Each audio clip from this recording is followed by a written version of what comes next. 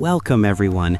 Today, I'm taking you on an incredible journey into one of Minnesota's most vibrant cultural celebrations, the Chippewa Tribe Parade.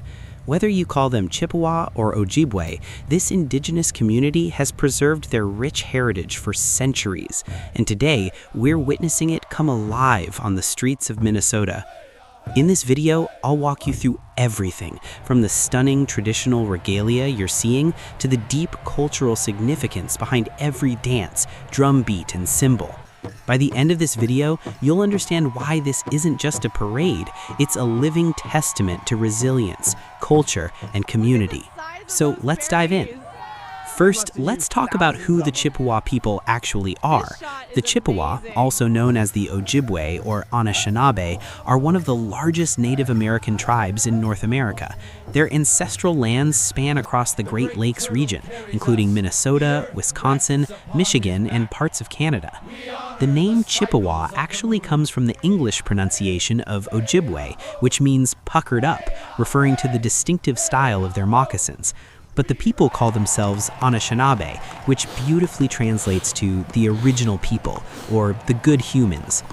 In Minnesota alone, there are 11 federally recognized Ojibwe reservations, making this state one of the cultural heartlands for the Chippewa Nation.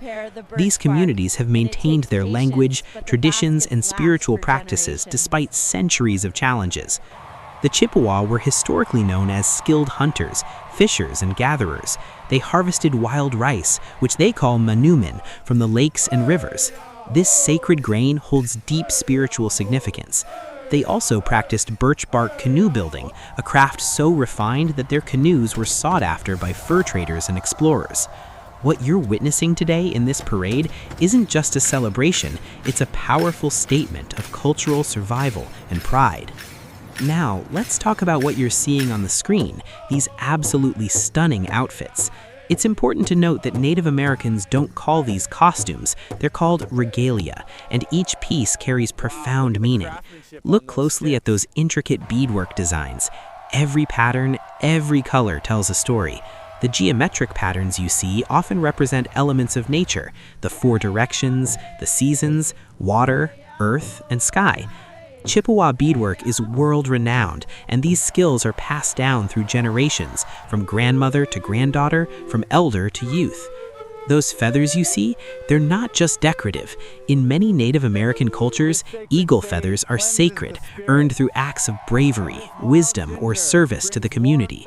Each feather represents honor and carries spiritual significance. The jingle dress you might spot, that distinctive dress covered in metal cones that create a beautiful sound with every movement, actually originated with the Ojibwe people.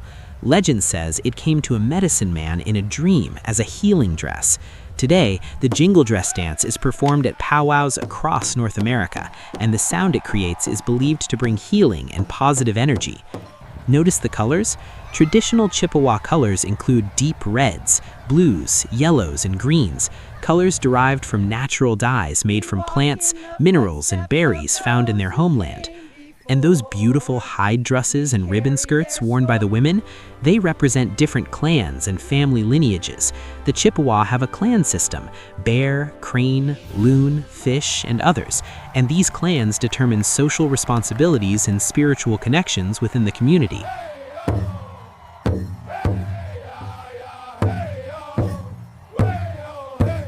Listen carefully. Do you hear that? That powerful, rhythmic drum beat that seems to echo in your chest. In Chippewa culture, the drum is called the heartbeat of Mother Earth. The big drum you see is sacred. It's not just a musical instrument, it's treated with reverence, often covered when not in use, and handled with ceremony. The drummers sitting around it aren't just musicians, they're keepers of tradition. And many of the songs they sing are hundreds of years old, passed down orally through countless generations.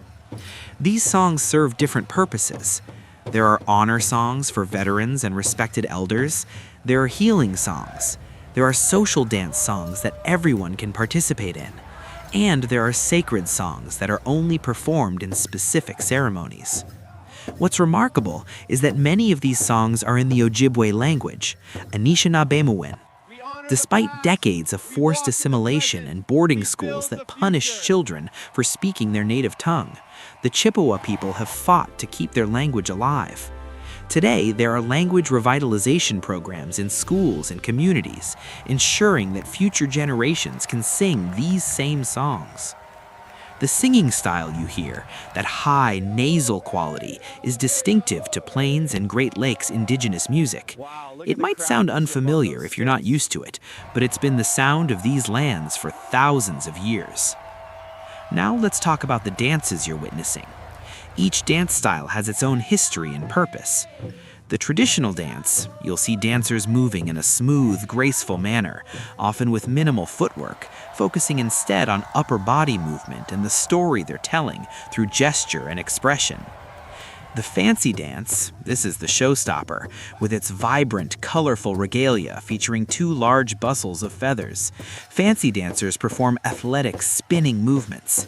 This style actually emerged in the 1920s and 30s, making it one of the newer traditional dances, though it's now a beloved staple at gatherings. The grass dance, characterized by long, flowing fringe on the regalia that sways like prairie grass in the wind. Legend says this dance originated when young men would dance down tall grass to prepare areas for ceremonies. And for the women, in addition to the jingle dress dance I mentioned earlier, there's the traditional women's dance, characterized by graceful, subtle movements that honor the earth with every step. The women's footwork is said to bless the ground they dance upon. What's important to understand is that these aren't performances in the Western sense.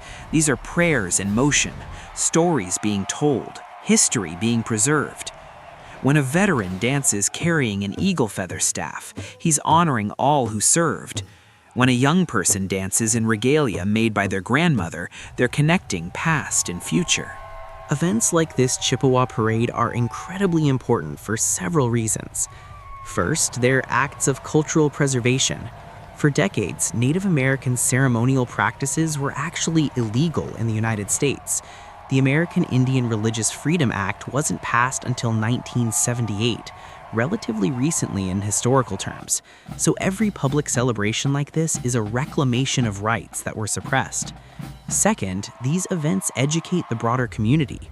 Minnesota's history is deeply intertwined with the Ojibwe people, yet many residents don't know their Indigenous neighbors' stories. Parades and powwows open doors for cultural exchange and understanding. Third, they strengthen community bonds. For Native youth growing up in an increasingly digital, globalized world, events like this provide connection to identity, language, and tradition. They see their elders honored. They hear their language sung. They learn dances passed down through generations. It's also worth noting that the Chippewa people continue to face modern challenges, from treaty rights disputes over fishing and hunting, to environmental concerns like protecting wild rice beds from pollution, to working to address health and economic disparities on reservations. But through it all, this cultural strength persists. The pride you see in this parade, that's resilience in action. As we wrap up this journey through the Chippewa Parade, I hope you've gained a deeper appreciation for what you're witnessing.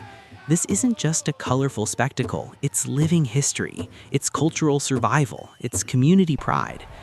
The next time you see a Native American cultural event, I encourage you to attend, to listen, to learn. These communities have so much to teach us about respect for the earth, about the importance of community, about the power of preserving heritage. If you found this video informative, please give it a thumbs up and subscribe for more cultural explorations. Drop a comment below. What surprised you most about Chippewa culture? And if you have Indigenous heritage, I'd love to hear your story. Thank you for joining me today. Until next time, take care and keep celebrating the beautiful diversity of our world.